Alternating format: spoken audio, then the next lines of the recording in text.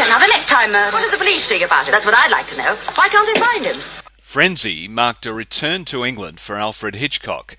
The film was set in Covent Garden, where his father had worked decades ago in the fruit markets, and Frenzy opens with one of Hitchcock's favourite furthest to nearest panoramic shots, following the Thames through the Tower of London to the bank of the river where a politician was in the midst of a speech. The musical score had always been very important to Hitchcock, and the Oscar-winning Henry Mancini had been contracted to provide the music for the film. In the early stages of production, Hitchcock rejected Mancini's score and hired Ron Goodwin, the British composer, to compose the music. Hitchcock had wanted a grandiose opening to the film, and it is likely that he felt that a British composer would be more likely to be able to provide a score that had the flavour of London than Mancini.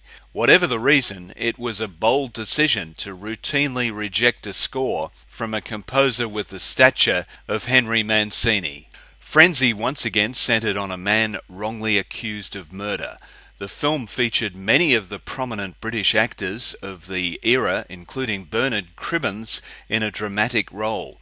Whilst Frenzy displayed more graphic images of violence than usual, Hitchcock's creative touches were still evident in the murder scenes.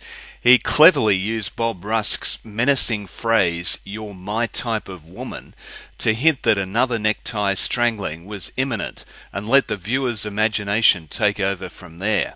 I don't know if you know it, Babs, but you're my type of woman.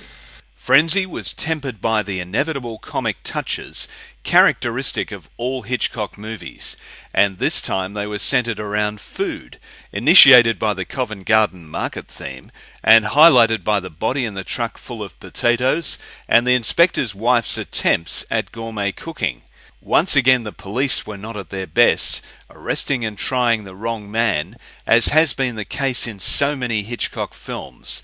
As in Dial M for Murder, the inspector was finally able to identify the killer at the last minute. Mr. Rusk, you're not wearing your tie.